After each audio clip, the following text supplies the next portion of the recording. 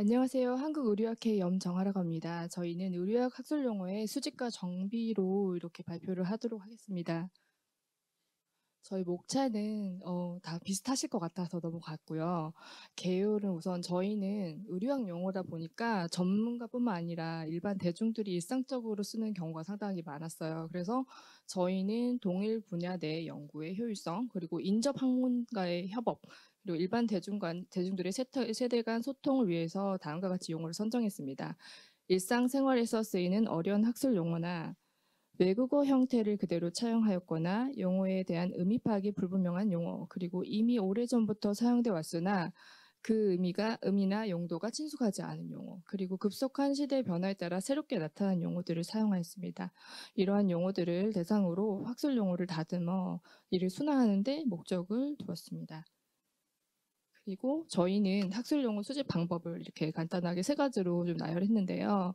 저희가 의료학은 좀 다양한 분야가 융합된 학문이에요. 그래서 세부 분야별로 대표적인 용어를 좀 망라하고 최대한 한글로 순화하여 사용할 수 있는 용어를 집중적으로 수집 선정하였습니다. 그래서 디자인이나 복식, 마케팅, 그리고 소재, 의복 구성, 기능성 의복, 그리고 요즘 최근에는 IT 패션이라고 이제 스마트웨어 이런 단어들이 있거든요.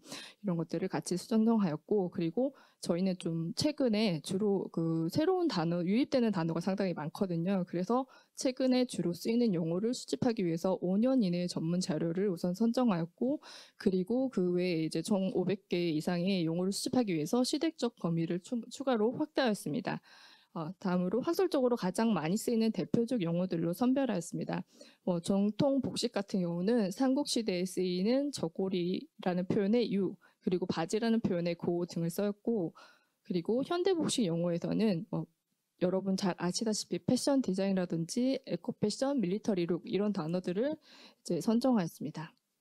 이제 저희가 학술 용어 현황을 살펴보니까 다른 곳에도 많이 이런 현상이 비슷할 것 같은데요. 저희는 외래어와 외국어의 비중이 59%로 가장 많았고, 다음에 한자어, 혼종어, 고유어 이 비율로 나타났습니다. 그리고 저희 같은 경우는 영어가 가장 많았고요. 저희 전공 특성상 프랑스어나 일본어 등이 포함됐고, 드물게 몽골어 같은 것도 포함되는 경우도 있었습니다. 그리고 한자어 같은 경우는 이제 우리나라 말에 상당한 비중을 차지하고 있기 때문에 전통 복식과 현대 복식을 모두 한자어 용류가 두루 포함되었고, 혼종어회 같은 경우는 영어와 한자가 결합한 형태라든지 아니면 프랑스나 영어, 고유어 한자가 결합된 용례가 있었습니다. 그리고 고유어는 전통 복식 분야에서 다수 포함되고 있습니다. 치마 저고리는 누구나 다 알 수 있지만 큰 머리나 동군인 신처럼 의미를 알기 어려운 그런 용어도 있었습니다. 의료 학술 용어 정비 방향은 이제 외래어와 외국어의 경우 영어와 프랑스 같은 것이 영어 원어인 경우에는 우리말쌤에 순화가 등대져 있는 경우는 순화 용어를 근거로 정비하였습니다. 그래서 스낵 같은 경우는 똑딱 단추라고 용어가 있었습니다. 그래서 그대로 썼지만 오티쿠투르 같은 경우는 전문 여성복 이렇게 표현이 있었지만 이게 조금 의미가 약간 제한적이고 직역이어서 고급 맞춤 여성복 이렇게 좀 더 보편적으로 수정을 하였고요. 일반인에게 친숙한 패션 용어는 혼동을 최소화하기 위해서 기존대로 사용하였습니다. 디자인이나 패션 같은 그런 단어들, 그리고 브랜드는 상표, 시스템은 방식으로 이렇게 의미를 변경하지 않도록 정비를 하였습니다. 그리고 특수 원단이나 특정 디자인을 지칭하는 용어는 혼동을 피하고자 최소한으로 정비하였습니다. 그러면 고어텍스, 나일론, 폴리스터, 헤링본을 그대로 사용했고, 여러분이 잘 아시는 캐시미어도 이제 그대로 사용했습니다. 영어, 약어의 경우는 전문가 외에는 알기 어려운 단어들이 많았어요. 그래서 소호 쇼핑몰이라는 단어는 스몰 오피스, 홈 오피스라는 오피스 쇼핑몰이라고 개인이 운영하는 그런 작은 상점을 의미하는데요.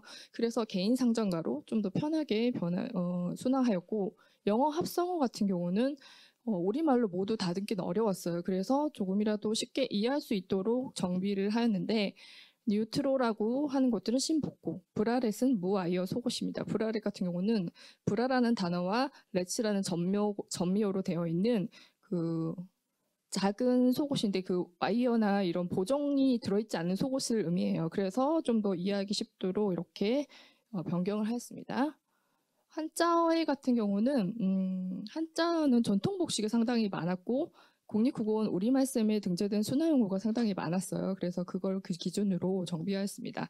갑주는 갑옷으로, 장신구는 칠해거리로 이렇게 변경을 하였는데 몽수는 이제 얼굴 가리개라는 건데 특정하게 고려 시대에 많이 착용을 했어요. 그래서 고려 시대라는 그 특정 시대를 복식의 시대로 표기하였습니다. 다음으로 현대복식에서는 전문 용어가 대부분이에요. 그래서 의미 전달이 쉽도록 우리말 형태로 순화하여서 정비했습니다. 검단은 원단 검사, 편집 매장은 여러 가지 매장들이 같이 한 공간에 모여 있는 것이기 때문에 모든 매장 이런 식으로 표현을 좀 더 쉽게 변경하였습니다. 다음으로 혼종어입니다. 혼종어는 전통 복식에서는 주로 한자와 고유 혼종이 되게 많았어요. 그래서 일반인에게 생소한 용어를 중심으로 순화였는데요. 돌복은 돌옷이라고도 하는데 그래서 좀 더 쉽게 첫 생일복 그리고 스란치마는 무릎 부분에 금박이 많이 들어가 있는 궁중에서 입는 되게 화려한 치마거든요. 그래서 금박무늬 단치마 이렇게 좀 더 이해하기 쉽도록 정비하였습니다. 현대복식 같은 경우는 영어와 한자 혼종이 대부분이었어요. 그래서 이해하기 쉽게 정비를 하였는데 가상 피팅은 가상 공간형 입어보기, 스마트 섬유는 고기능성 섬유 이렇게 좀 순화했습니다. 고유어 같은 경우는 전통 복식에서만 주로 나타났어요. 그래서 일반인에게 익숙하지 않은 용어만 명확하게 순화해서 정비했습니다. 남학시는 나무신, 동군이시는 겨울에 집신으로 얼기설기 얽혀서 지금 입는 어그 같은 그런 장화 같은 신발이거든요. 그래서 병환용 집신, 그러니까 큰 머리는 큰 머리를 얹은 그런 형태라서 머리틀 얹은 머리 이렇게 순화하였고 너울도 얼굴 가리개인데 이거는 조선시대에 특정하여서 착용하는 거거든요. 그래서 조선시대 얼굴 가리개 이렇게 시대를 표기했습니다. 용어가 이제 익숙한 것들도 상당히 많았어요. 그래서 뭐 치마, 저고리, 고무신, 놀이개, 댕기, 버선, 주머니 이거는 여러분들도 다 아시잖아요. 이런 단어들은 이제 그대로 유지하는 걸로 하였습니다.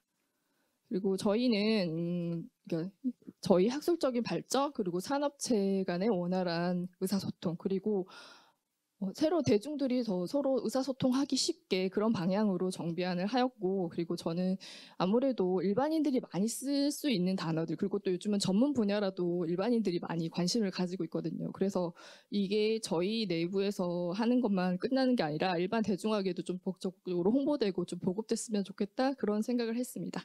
예, 이상으로 발표를 마치겠습니다.